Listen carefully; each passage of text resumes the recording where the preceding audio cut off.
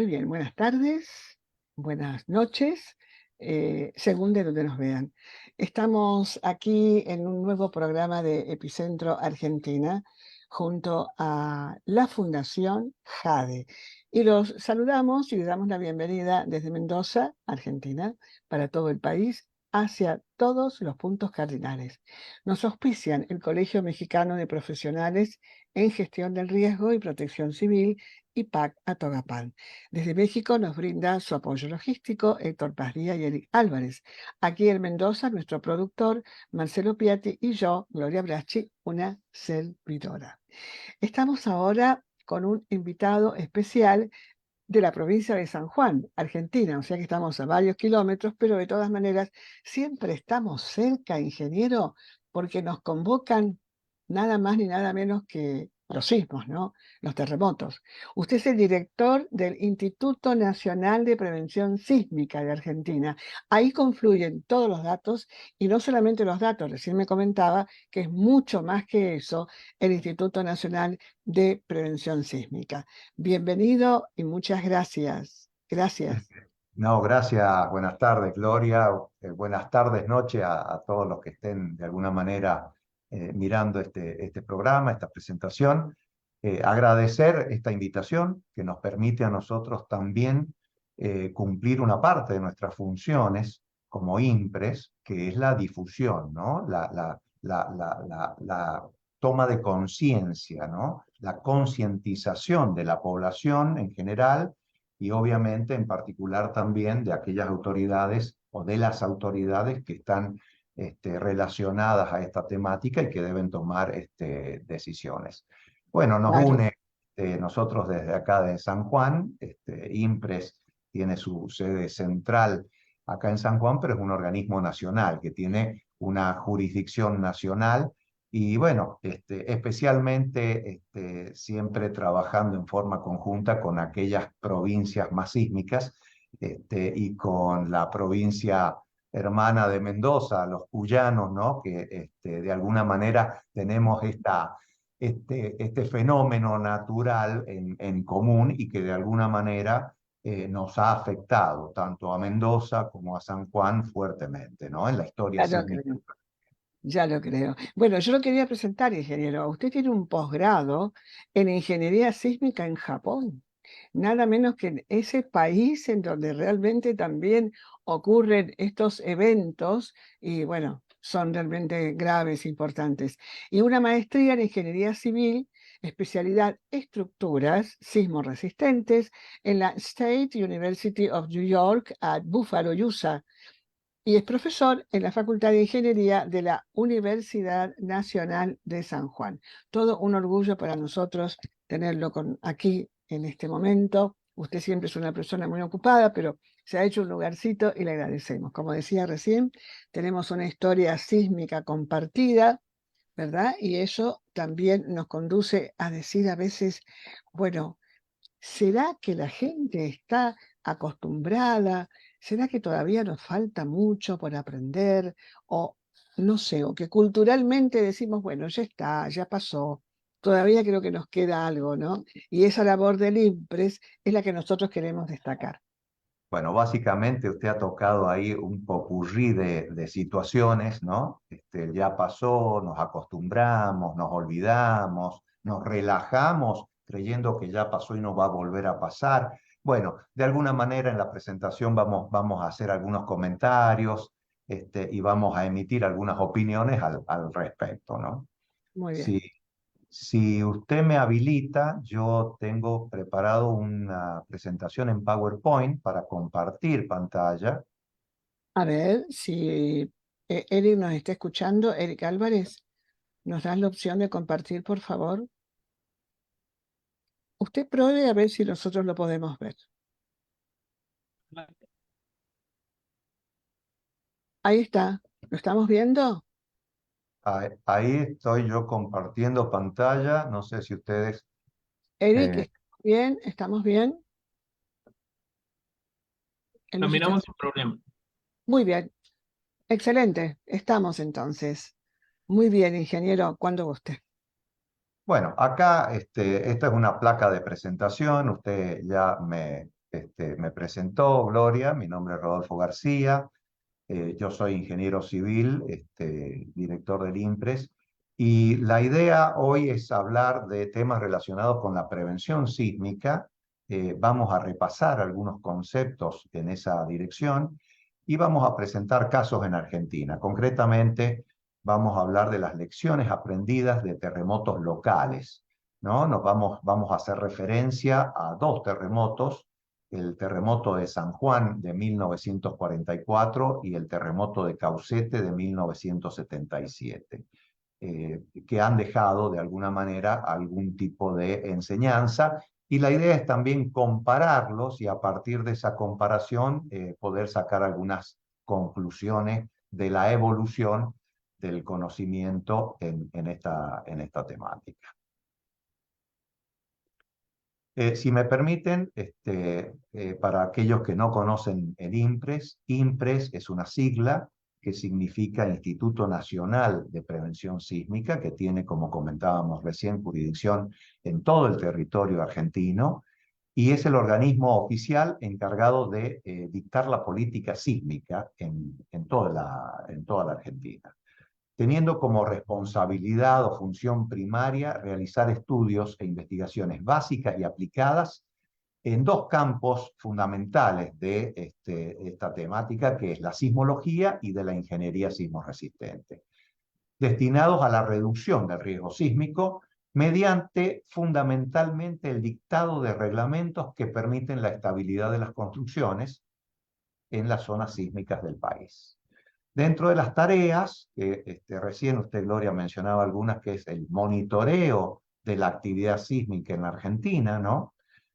A través de algunas redes que ya las vamos a mostrar un poquito, impartir prevención sísmica, definir la amenaza sísmica en Argentina. La amenaza es la peligrosidad en las distintas zonas argentinas o regiones, estudiar el comportamiento de las estructuras frente a la acción sísmica, redactar los reglamentos para construcciones sismoresistentes o reglamentos sísmicos y transferir información y conocimientos destinados a crear y a mantener la conciencia sísmica en la población. Esas son básicamente, en forma resumida, las funciones del IPRES. Acá tenemos una pregunta, ya apareció una pregunta, ingeniero. ¿Cómo no? Usted me Es- interrumpe, las Yo le vamos. interrumpo. Claro, porque justo dijo lo que acá consulta el doctor Raimundo Padilla Lozoya de la Universidad de Colima, de México. Él es un experto también en esto y es doctor en antropología. Le interesa mucho el pasado, ¿no? De aquellos eventos que nos han impactado notablemente. Envía saludos desde Colima y dice que tiene una pregunta. ¿Qué tipo de percepciones tiene la población argentina acerca de los sismos locales? De lo que usted ahora va a hablar.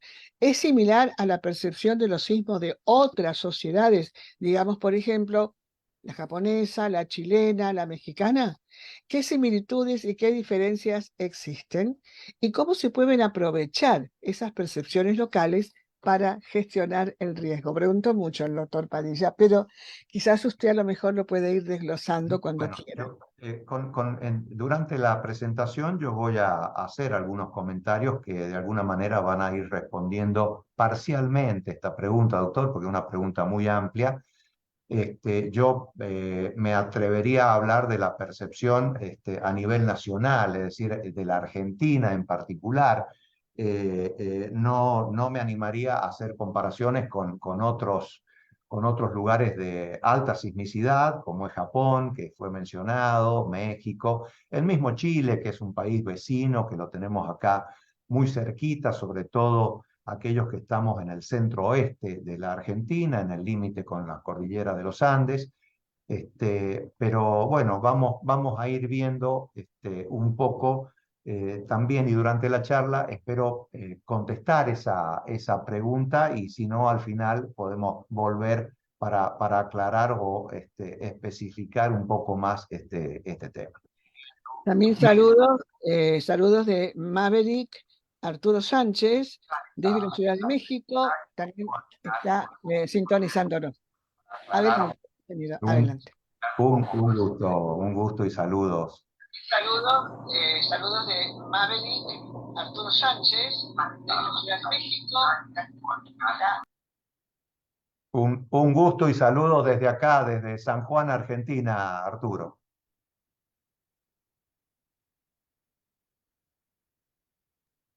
Adelante, adelante, ingeniero. Bueno, me permito repasar algunas acepciones de la palabra prevenir, ¿no?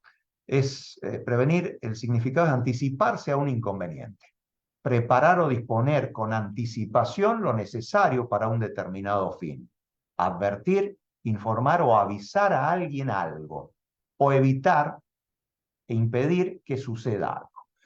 En realidad, en este caso particular, es imposible evitar o impedir que suceda un terremoto, un sismo, ya que es un fenómeno natural que escapa, su ocurrencia escapa a la voluntad del ser humano. Por lo tanto, podemos definir el concepto de prevención sísmica como el conjunto de acciones tomadas con anterioridad para evitar que los terremotos, que son fenómenos naturales, devengan en desastres. Eso es de alguna manera el concepto de prevenir, que está relacionado con el nombre de nuestra institución, que es Instituto Nacional de Prevención Sísmica. Es decir, nuestro esfuerzo mayor está puesto en todas aquellas acciones y tareas que deben ser tomadas con anterioridad para evitar que cuando ocurra un terremoto terminemos en un desastre.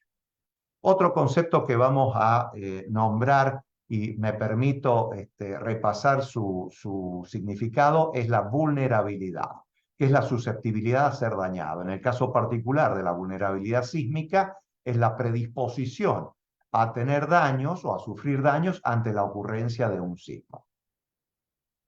El concepto de prevención sísmica realmente cubre un espectro muy amplio.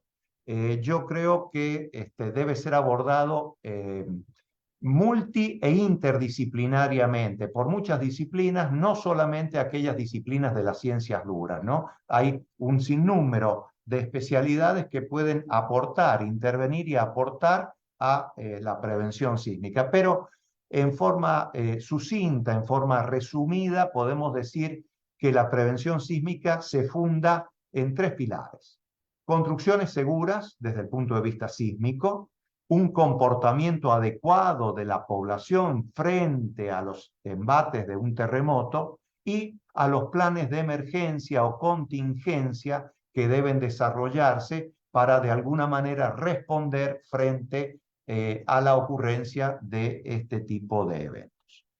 Para hacer prevención sísmica debemos evidentemente conocer, y mientras más lo hagamos mejor, a qué nos enfrentamos. Estamos hablando que los terremotos o los sismos, que son dos palabras que son sinónimos, son fenómenos naturales, tan naturales como otros fenómenos que estamos más acostumbrados a percibir, pero de alguna manera tienen características muy específicas.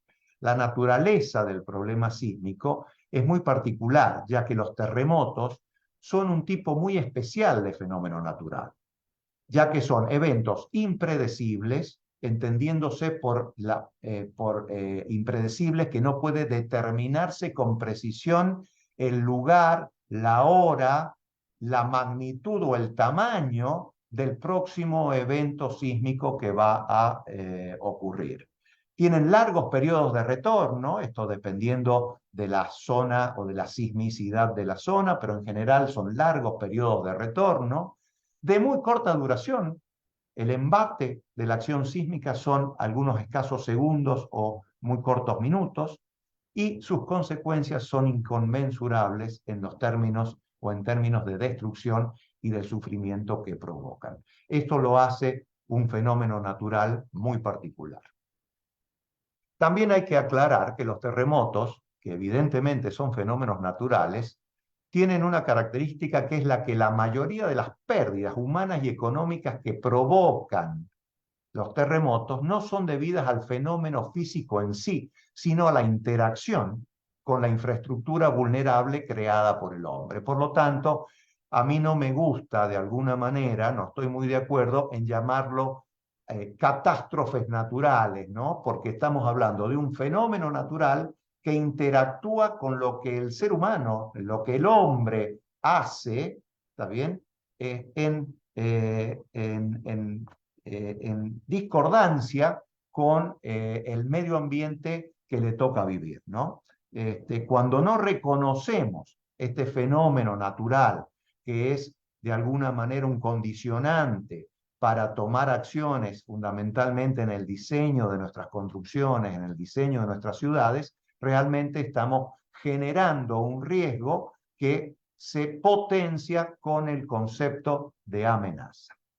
Por lo tanto, la mitigación del riesgo, la reducción del riesgo sísmico, o para la reducción del riesgo sísmico, es necesario contar con un adecuado conocimiento del fenómeno sísmico, es decir, de la peligrosidad o de la amenaza. Mientras mayor conozcamos a qué nos enfrentamos, sin duda vamos a poder proponer soluciones y respuestas más acertadas para una respuesta más eficiente. Y debemos también contar con un conocimiento de sus efectos. Esto implica el entendimiento de la vulnerabilidad sísmica y de los procesos que la crean y la aumentan. Ahora, ingeniero, ¿cómo hacemos para que la población realmente conozca todo esto mucho más de lo que conoce, ¿no? Porque se inquieta cuando nos sorprende algo a cualquier hora, en cualquier momento, en cualquier lugar, pero también sería importante que sepan muy bien cuál es su vulnerabilidad. Y de eso yo creo que todavía estamos tratando de insistir, y obviamente el INPRES también lo hace, porque tienen varios programas al respecto, ¿no?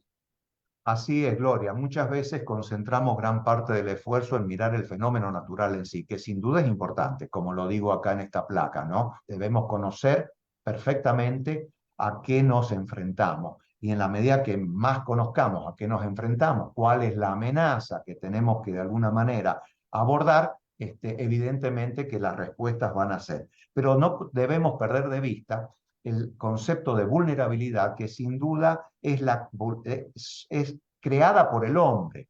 La vulnerabilidad, ya voy a mostrar también otra placa en donde voy a volver sobre este tema, la crea el hombre cuando no hace las cosas en armonía con el ambiente o el medio ambiente en el cual vive, en sintonía con el medio ambiente. Por lo tanto, generamos estructuras, comportamientos o infraestructura u organizaciones que no están acorde al lugar donde están implantadas. Pero esa vulnerabilidad de alguna manera responde, o la creación de esa vulnerabilidad es atribuida exclusivamente al hombre, en este caso particular.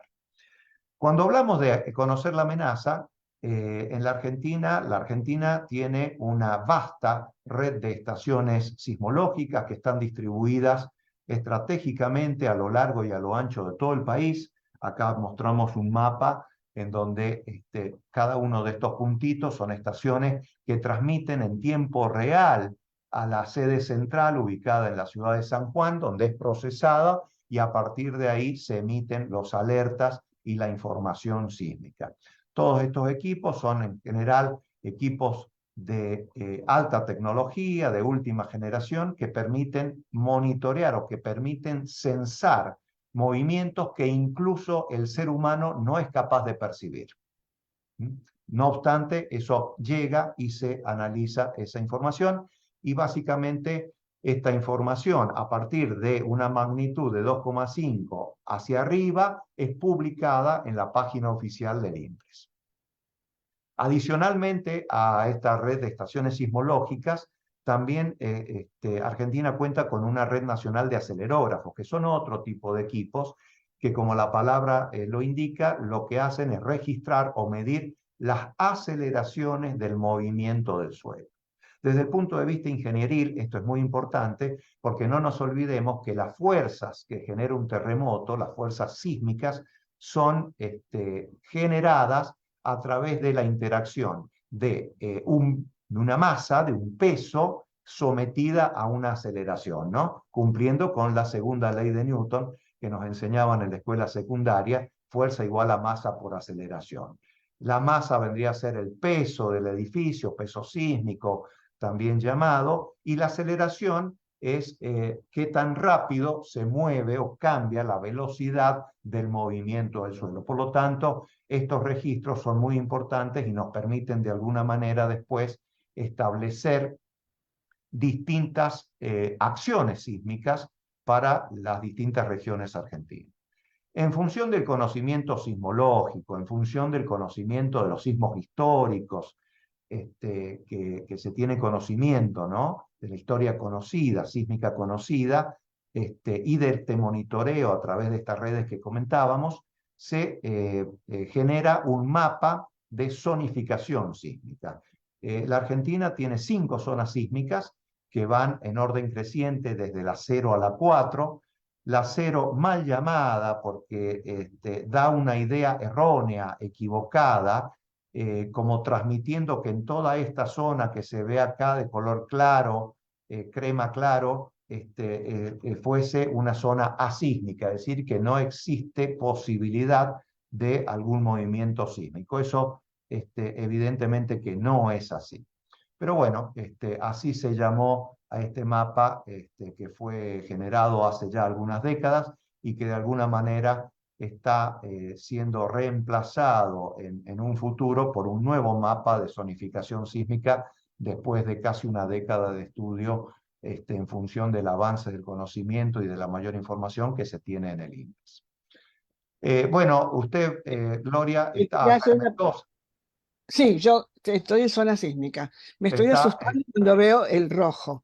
en rojo, es decir, que estamos situados ambos, la ciudad de Mendoza, todo el Gran Mendoza y el Gran San Juan, en la zona 4, que es la zona de mayor amenaza o peligrosidad sísmica de todo el territorio argentino. Cada uno de estas zonas sísmicas tiene asociado un espectro de diseño, está bien, que en definitiva son las acciones o las fuerzas sísmicas que deben ser tenidas en cuenta para el diseño de las construcciones. Ahora bien, ingeniero, estaba viendo ahí en el mapa, alguna vez en Buenos Aires se han asustado porque han percibido de alguna manera algún sismo importante, tanto en San Juan o de Mendoza. Eso, Exactamente. por eso lo que decía recién, me parece, tiene muchísima razón. No sería una zona cero.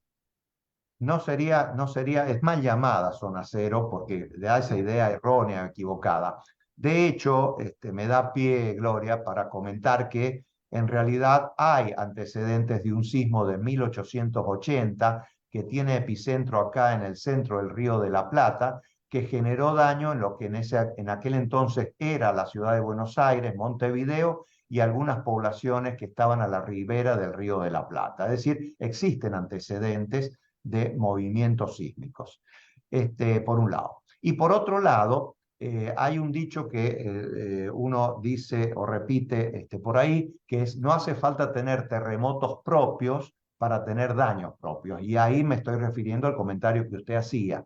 En el caso particular de uno de los terremotos que vamos a comentar, que es el terremoto del 77, generó algún tipo de daño en Bragado, provincia de Buenos Aires. Se cayeron tanques, hubo algunos efectos negativos. Por lo tanto, un evento sísmico con epicentro a casi 1000 kilómetros de distancia también tiene un poder de generar daños.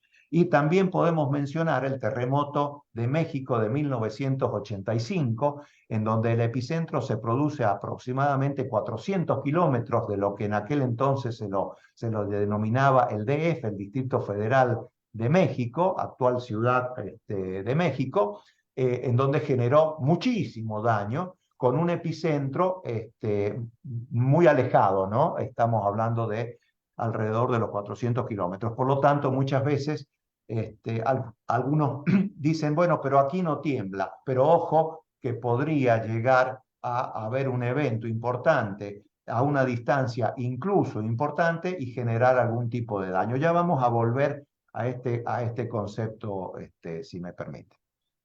Eh, Adelante.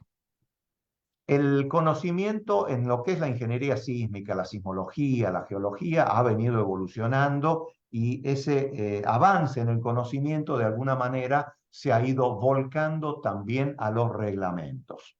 Y acá ya empezamos a tocar que o las primeras esbozos de prescripciones sismoresistentes, de conceptos para generar construcciones que resistieran adecuadamente a los sismos, se genera en el año 1944, después de la ocurrencia del terremoto, del gran terremoto de San Juan, del 15 de enero de 1944, que destruye la provincia de San Juan y que sin duda es el punto de inflexión de la historia sísmica, no solamente de la provincia de San Juan, sino de toda la República Argentina.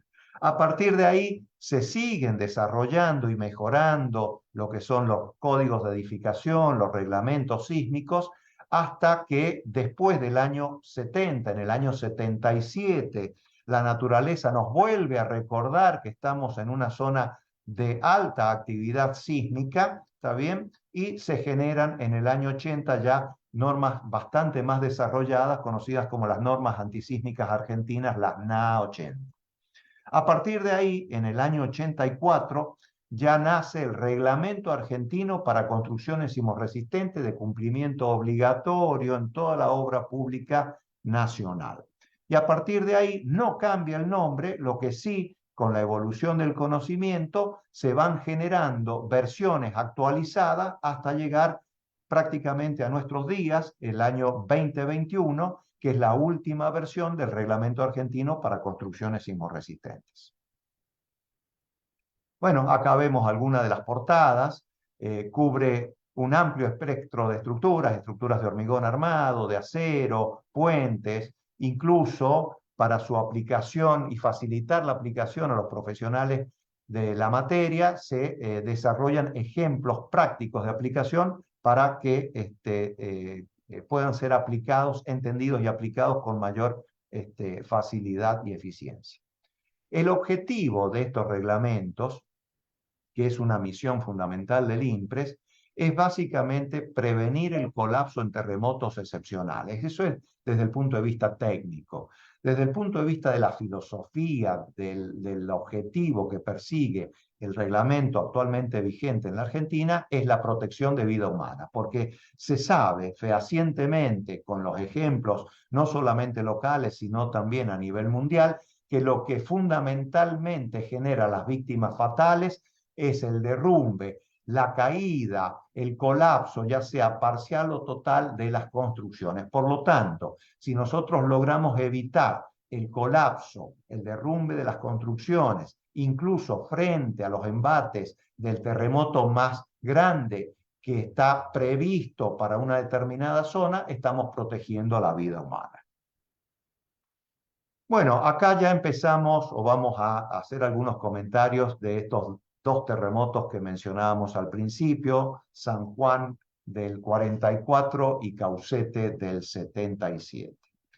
Si uno mira esta imagen realmente dantesca, da una idea del poder de destrucción que tuvo ese terremoto. El 15 de enero del 44, cuando ocurre este terremoto, encuentra a la ciudad de San Juan con una arquitectura del tipo colonial, en donde muchos de sus edificios, algunos de cierta importancia,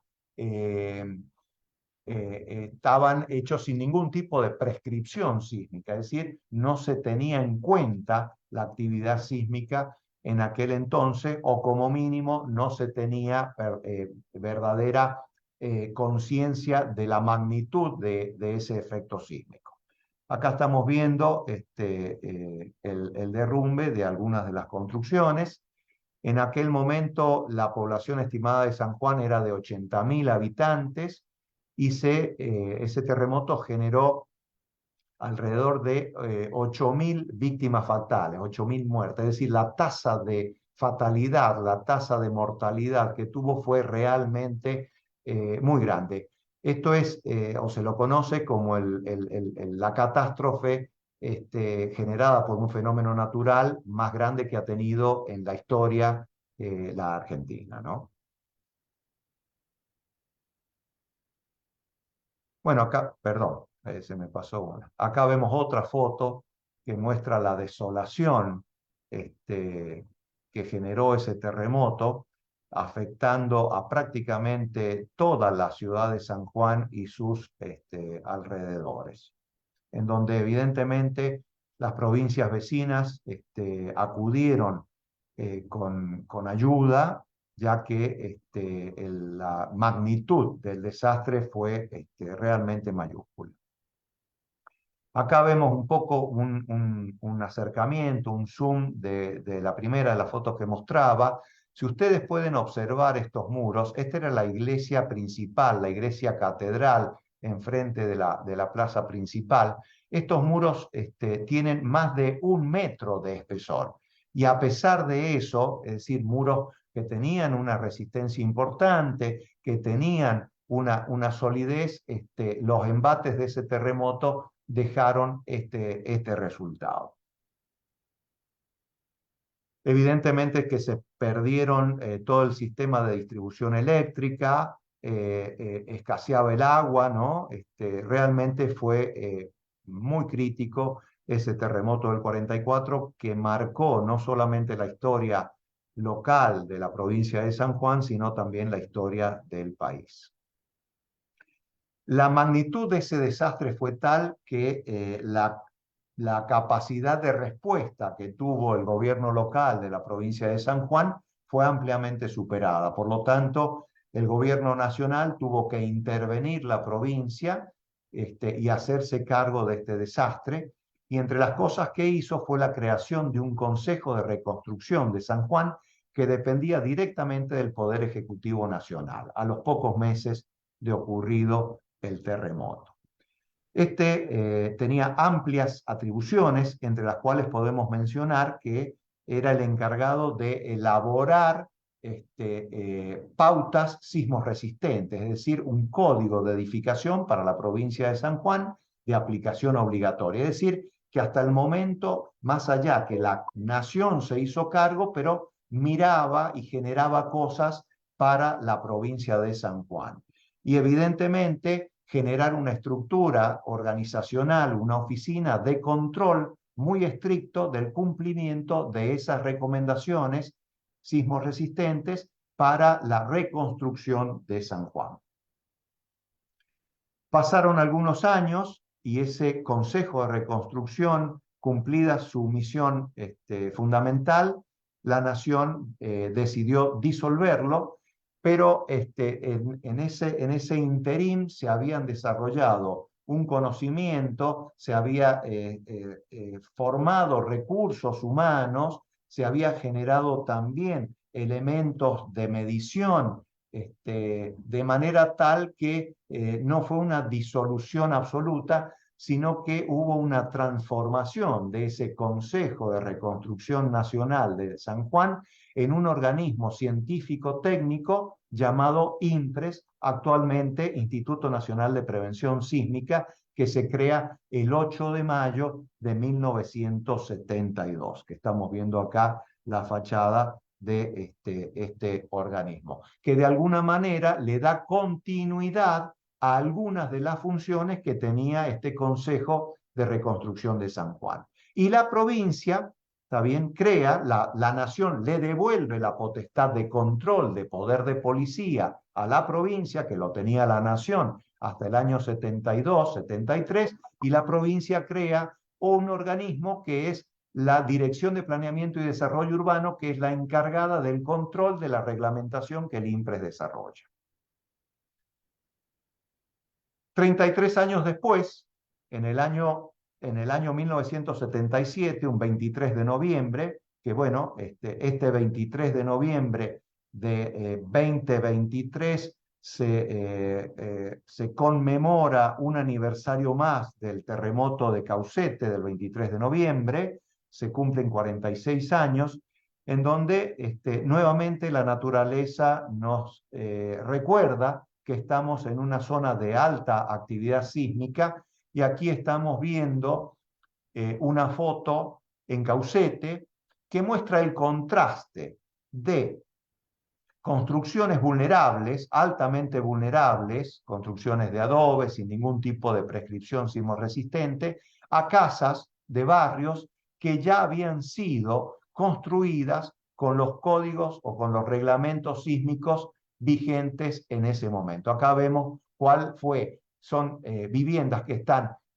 muy próximas unas de las otras, una al lado de la otra, y vemos cuál es la respuesta, digamos, sísmica de esta estructura respecto a estas otras que se muestran atrás, generando un contraste realmente importante.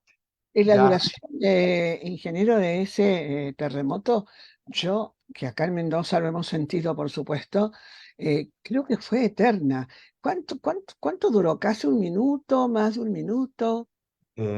Sí, más de un minuto y si me permite, Gloria, tengo Sí, una adelante. tabla de comparación con los parámetros Sí, sí. de estos dos eventos que estamos de alguna manera comentando, ¿no? Vamos a hacer una especie de comparación entre lo que fue el terremoto del 44, lo que fue el terremoto del 77 y cómo fue la respuesta y cómo fue el nivel de afectación que se tuvo. Este terremoto sin duda afectó fuertemente la zona de Caucete y algunas poblaciones cercanas al epicentro. Mendoza Acá Mendoza vemos también estuvo muy afectada. Mendoza, Yo- Mendoza y como comentaba yo recién, incluso en Buenos Aires, Bragado, se tienen sí, reportes de caídas de tanques elevados de agua, de reserva de agua, ¿no? yo Este, vi cómo se caían cornisas y van hacia el medio de la calle y luego fisuras muy importantes en algunas construcciones. Eso Así lo es. pude ver. Esas cornisas fue una característica fundamental del daño o de las fatalidades que se generó en el año 44, Gloria. Usted me hace recordar y me da pie para comentarlos. En ese momento, la arquitectura, la fachada de las casas generaba un parapeto, ¿no? Un muro que excedía el nivel del techo para darle un aspecto más imponente a las construcciones. Cuando se produce el terremoto, la gente intenta salir a la calle y estos parapetos iban cayendo y en la medida que iba saliendo la gente eran trampas mortales porque si iban cayendo estos parapetos iban matando a la gente. Es decir, que cuando uno dice que tiene que buscar un lugar seguro, el trayecto a ese lugar seguro también tiene que ser seguro y no convertirse en trampas mortales como este caso que usted me da pie para comentar, ¿no?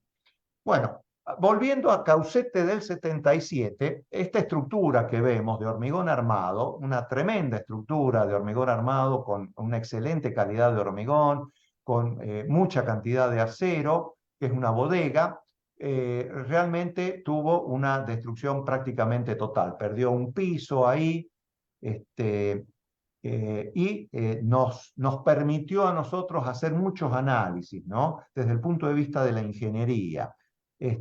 Uno de ellos es que siempre uno repite también, ¿no? O dice, no existen materiales sismos resistentes. Es decir, que uno puede utilizar materiales aptos, ¿está bien? Que tienen condiciones para ser usados en zona sísmica, pero el material per se, por sí solo, no otorga la característica de sismo resistencia. Es decir, hacen falta otras cosas que no son netamente materiales, sino son de conocimiento, de diseño, de cálculo, que permitan, utilizando materiales aptos, conseguir el objetivo perseguido, que es una construcción sismorresistente que frente al embate de un terremoto importante no termine como esta imagen de esta estructura de bodega que estamos presentando. Acá Acá tengo una pregunta que es la siguiente.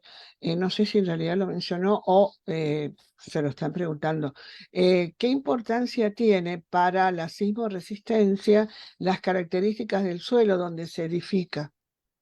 muchísimas, muchísimas. A quien está preguntando, sin duda, y ese era el comentario que iba a volver a hacer. Una de las características que presentó este terremoto de Caucete del 77 fue un fenómeno secundario que generan algunos terremotos, que es la licuación o licuefacción de suelos, que se entiende básicamente como la pérdida del poder portante. Por lo tanto, el sistema de fundación que forma una parte importante de la estructura sismorresistente de un edificio, de una construcción, es fundamental, ¿está bien?, diseñar un sistema de fundación que esté acorde al tipo de suelo en donde se emplaza la construcción. También hubo mucho daño generado por ese fenómeno de licuación de suelos. Ya voy a mostrar algunas fotos de algunas rutas que se produce una licuación en la base de fundación.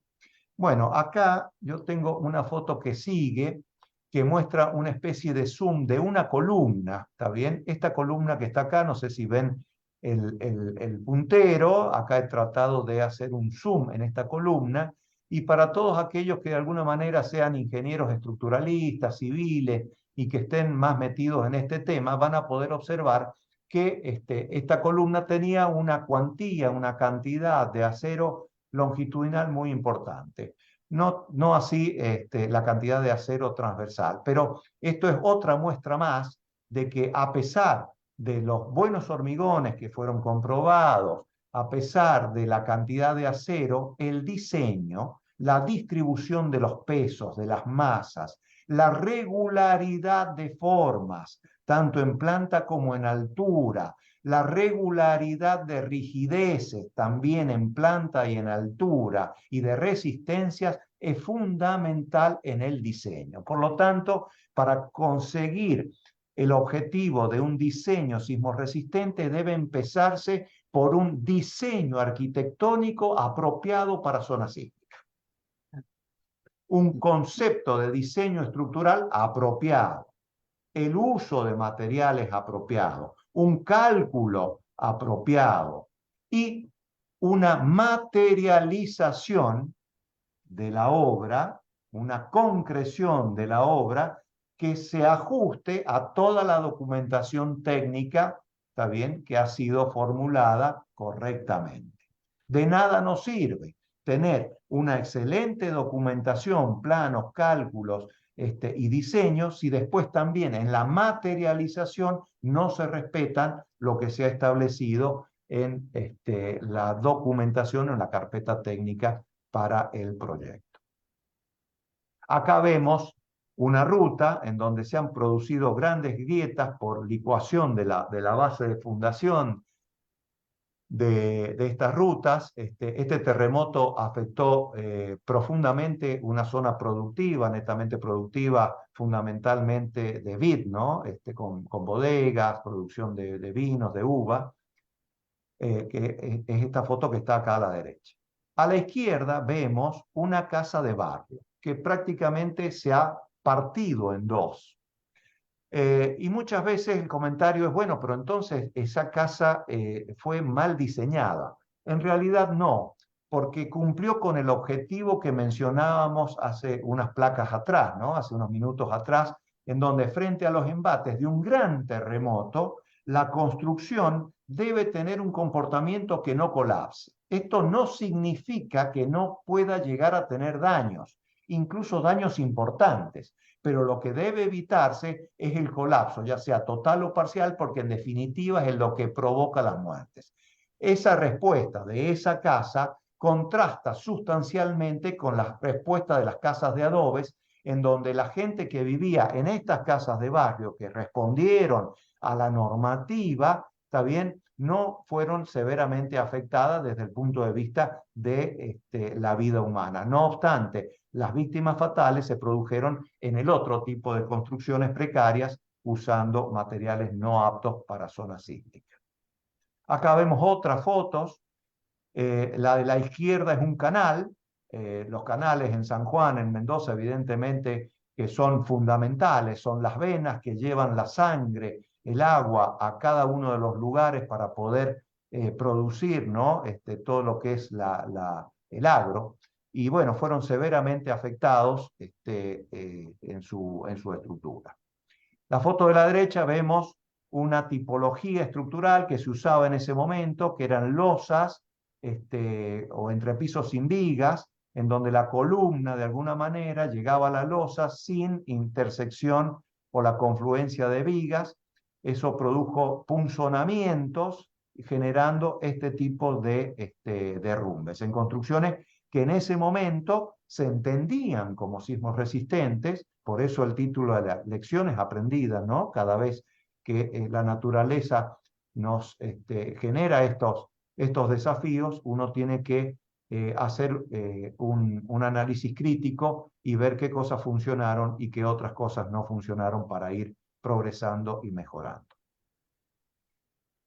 Este es un edificio escolar en San Juan, en donde, así como decimos que Caucete y algunas poblaciones fueron severamente afectadas, a diferencia del terremoto del 44 que destruyó totalmente la ciudad de San Juan, el terremoto de Caucete, de características similares, no generó ningún colapso estructural, ni total ni parcial, y ninguna víctima fatal en el Gran San Juan. Las víctimas fatales, que después vamos a dar el número, que son 63 o 65, lo tengo ahí en una placa, se generaron en Caucete y en los departamentos aledaños o alejados de alguna manera de la ciudad de San Juan. Un caso emblemático fue este edificio en donde generaba, desde el punto de vista de la ingeniería estructural, una planta débil, un piso flexible, un piso débil en la planta baja, que concentró gran parte de las deformaciones y tuvo que ser reforzado con muros de concreto reforzado, muros de hormigón armado y refuerzos de columnas para volver a hacerlo seguro desde el punto de vista sísmico. Pero no se produjo en la ciudad de San Juan ningún tipo de colapso y ningún tipo de víctima fatal en el terremoto de Caucete del 77. Y aquí viene una plaquita de resumen de esta comparación. Evidentemente, desde el terremoto de San Juan del 44 al de Caucete del 77 se progresó un montón. El conocimiento a nivel mundial se desarrolló y nosotros a nivel Argentina también se capitalizaron las lecciones en otros lugares y se capitalizaron las lecciones locales, nacionales, que de alguna manera la historia sísmica nos ha generado. En el caso particular, y aquí voy a entrar a contestar una de las preguntas tuyas, Gloria, el terremoto de San Juan del 44 fue un evento simple, ¿está bien? De una magnitud de 7, ¿está bien? Con una duración de aproximadamente 25 segundos, la fase intensa del movimiento. Desde el principio al fin fueron bastante más que 25 segundos, pero la fase intensa de máximas aceleraciones duró 25 segundos. Esto, de alguna manera, contrarresta con el terremoto de Caucete, que se lo conoce con un término en inglés que es double shock o de foco múltiple o un doblete, ¿está bien?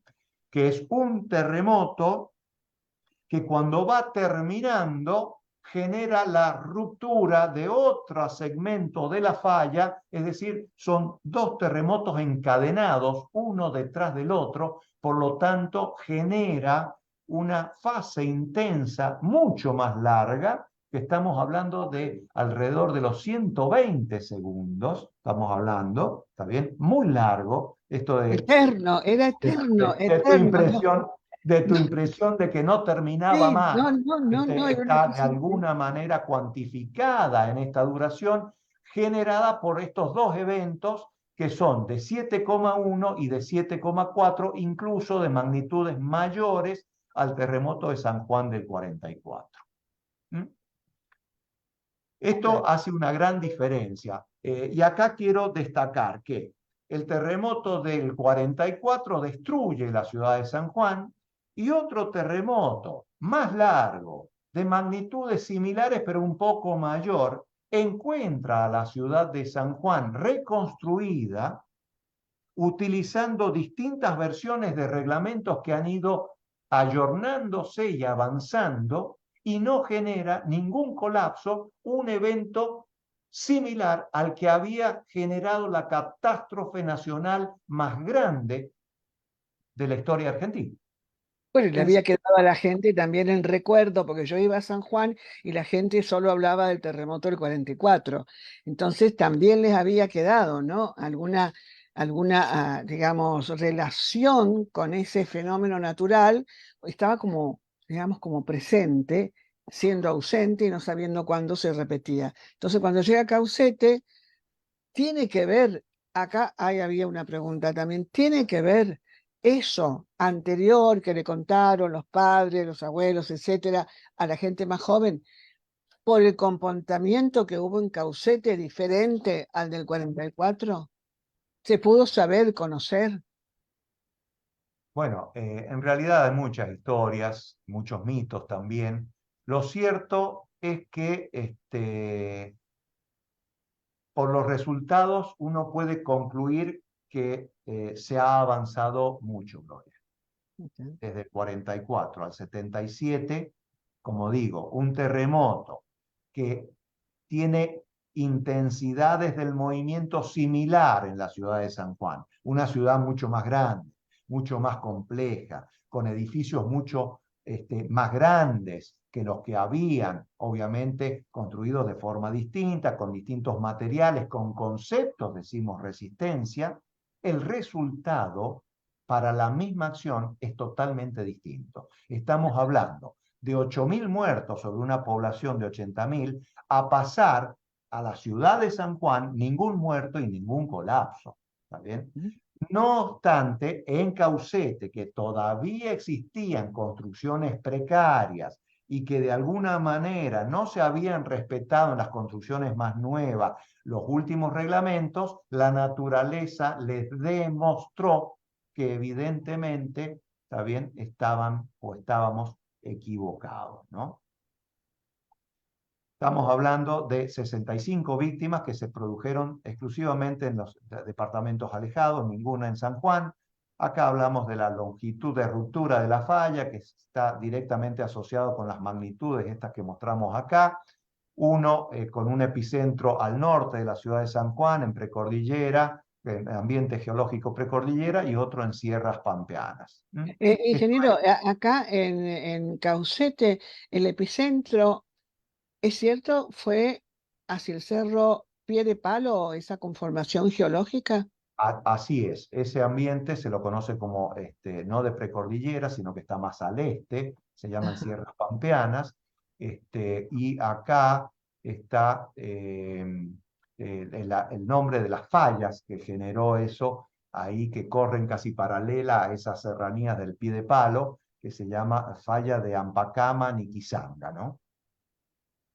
Sí, yo he escuchado algunas historias, recién decías algo de mitos y leyendas, y cuando estuvimos una vez en Caucete con una investigación con la universidad hace mucho tiempo, un señor nos dijo, no, ¿sabe lo que pasa? Que adentro de esa montaña hay un río, entonces el río ese hizo mover todo. Y otra persona nos dijo, fue la difunta Correa. Entonces, claro, son cuestiones de las personas, de las cosmovisiones, ¿no? Que tiene cada Sí, uno. sin duda, Gloria, y los terremotos son eventos que en la historia han generado muchos mitos. Y no solamente estoy hablando de mitos locales, que los podemos repasar después, que hay un sinnúmero de mitos locales y que hoy podemos afirmar que son mitos. ¿Por qué podemos afirmar que son mitos? Porque el avance del conocimiento y de la ciencia nos permite realmente saber cuál es el origen y el comportamiento de estos fenómenos, ¿no? Y Claro. podemos hoy con certeza decir, esos son mitos, ¿no?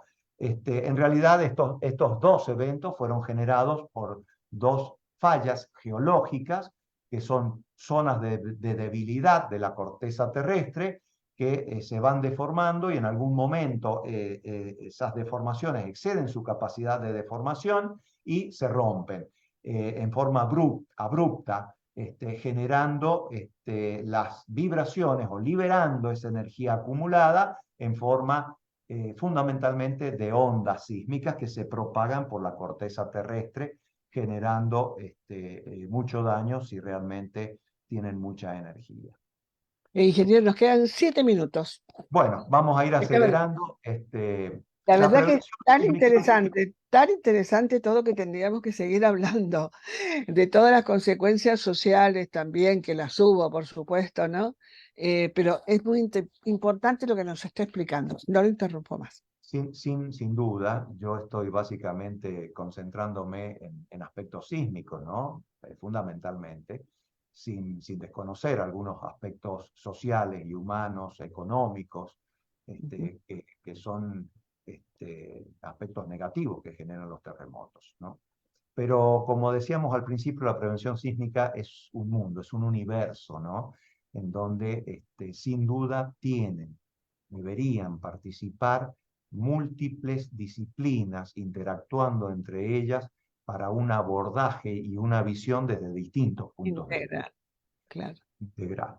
Eh, Volvamos con la prevención, ¿no? Son aquellas acciones tomadas con anterioridad, con anticipación para minimizar las pérdidas de vidas humanas y bienes provocadas por los terremotos. Es decir, todo el esfuerzo que se pueda hacer con anterioridad vale por dos.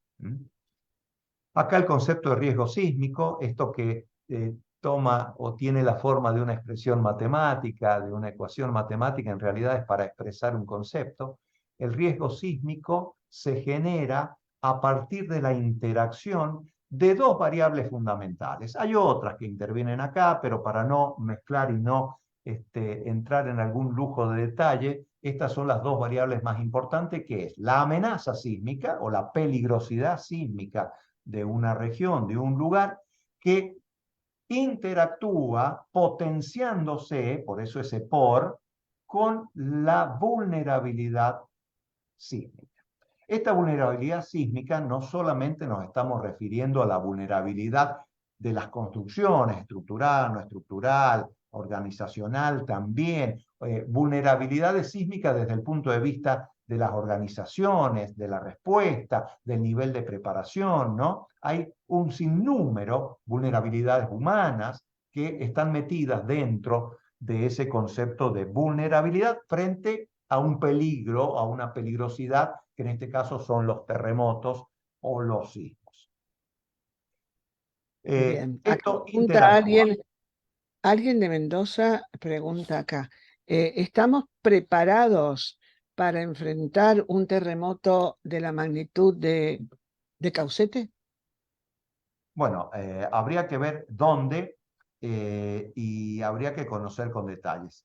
Si uno se remite a la historia, está bien, estamos mejor preparados que hace 50 o 60 años atrás.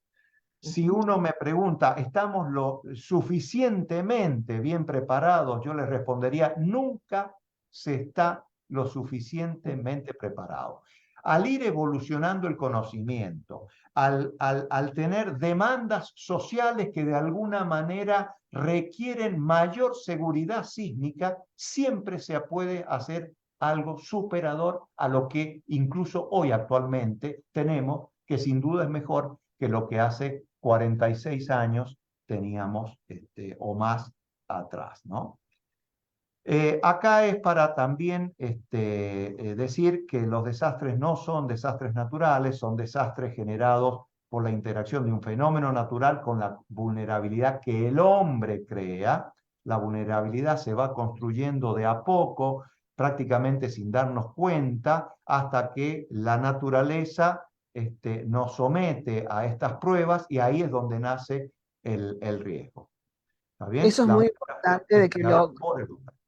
claro, que lo grabemos desde varios sectores que tienen que ver con la educación formal, con los medios de comunicación, incorporar también todos los conocimientos que el IMPRES nos brinda, no solamente el dato, ¿no? De dónde fue, qué pasó y demás, sino todo lo que ustedes tienen. Por eso queríamos recalcar también el rol institucional del Instituto Nacional de Prevención Sísmica de Argentina en todos estos sectores de la comunidad, porque es muy importante esta relación también con el sector académico, la población, etcétera. Y nos está quedando 2 minutos, ingeniero, Bueno, para ir redondeando. Adelante. bueno. Reducir la vulnerabilidad es reducir el riesgo, en definitiva, ¿no? Porque no Claro. podemos evitar la ocurrencia de los terremotos. ¿Mm? Si reducimos la vulnerabilidad, reducimos las posibilidades de posibles desastres. Por lo tanto, la reducción de la vulnerabilidad y consecuentemente el riesgo sísmico debe formar parte de las políticas de desarrollo como un condicionante importante en la etapa de génesis, de planificación de las ciudades, de las construcciones, de cada proyecto. Es muy importante los programas de concienciación o concientización sísmica, porque esto permite mejorar la capacidad de los miembros de una sociedad para responder más efectivamente a los terremotos y así poder evitar los desastres. Yo acá también quiero mencionar que el INPRES tiene un manual de prevención sísmica que después lo puedo compartir. Lo pueden descargar gratuitamente de la página oficial del INPRES, pero Gloria, yo se lo voy a enviar en formato PDF, la última versión, para que Bueno, usted libremente lo pueda compartir. muchísimas Es gracias. Yo sé que es muy importante bueno. también en esta concientización, en estos programas de concientización, reconocer que estamos en una zona sísmica, reconocer el riesgo, ¿está bien? Y para eso debemos desde las instancias de la educación formal empezar a hablar de estos conceptos que nos permite esta ley que a instancia del INPRE fue sancionada ya por el año 2004, que crea un programa o el Programa Nacional de Educación para la Prevención Sísmica, que le permite hacer convenios entre el INPRE y los ministerios de educación de las distintas provincias para abordar esta temática. ¿Qué medidas debemos tomar? ¿Qué desafíos tenemos de alguna manera por delante? Bueno, en principio, la adopción y el control de la aplicación efectiva de los reglamentos sísmicos. Si a mí me preguntan si tienes que elegir una herramienta, la que vos creas que es más efectiva para disminuir el riesgo sísmico, sin duda alguna, yo les diría, es la aplicación efectiva de los reglamentos para construcciones sísmicas. ¿Está bien? Entonces, a partir de ahí hay un sinnúmero de cosas, pero si no, debemos empezar por esto. La adopción de un programa de concientización de la población y de las autoridades que deben tomar decisiones. Estudios de vulnerabilidad de establecimientos que fueron hechos con una normativa que ya ha sido superada para ver si necesitan ser reforzados antes, ¿está bien? Sin necesidad de esperar al futuro terremoto para ver los daños y después tomar alguna decisión. La actualización de la amenaza sísmica, que es algo que en un futuro próximo estamos incorporando a las versiones futuras del reglamento. Generar nuevos métodos de diseño sísmico que nos permitan tener construcciones más seguras y prepararnos para lo peor, es decir, generar planes, una preparación, planes de emergencia y contingencia integrales que nos permita una respuesta adecuada frente a la ocurrencia de grandes terremotos. Para ya ir terminando, consideraciones finales, decir que la mitigación del riesgo para prevenir desastres sísmicos requiere, obviamente, de sólidos conocimientos de la amenaza, es decir, saber a qué nos tenemos que enfrentar, de las vulnerabilidades y de las capacidades de respuesta de una sociedad expuesta. La educación en general, la capacitación profesional en particular, la concientización pública son elementos muy eficaces para disminuir el riesgo de desastres. La prevención de desastres solo se logra, solo es posible si logramos converger, la convergencia entre el trabajo técnico-científico, la voluntad político-administrativa de implementación y la aceptación de la comunidad. Todos, de alguna manera, somos responsables en alguna medida de los programas de prevención sísmica. Los grandes desastres ofrecen la oportunidad de implantar cambios importantes para reducir el impacto del siguiente terremoto. Pero mucho más eficiente sería poder aprender en cabeza ajena y adelantarnos para generar cambios de manera que cuando vengan los futuros terremotos nos encuentre mejor preparados de lo que hoy estamos. Los nuevos conocimientos, que sin duda son muchos y se ha avanzado un montón en esta temática, deben bajarse, deben aplicarse a la práctica ingenieril. Los desastres generan pobreza. La pobreza genera desastres, generando un círculo vicioso que es difícil de salir. O invertimos antes en educación, en prevención, en hacer las cosas de alguna manera en armonía con el ambiente que nos toca vivir, o lamentablemente pagamos después las consecuencias. Y cuando digo pagar, no solamente estoy refiriéndome a términos económicos, sino también pagamos en términos de vidas humanas. Bueno, muchas gracias por su atención a todos aquellos que han estado observando esto. Acá está la fachada de donde desarrollamos a diario nuestra tarea.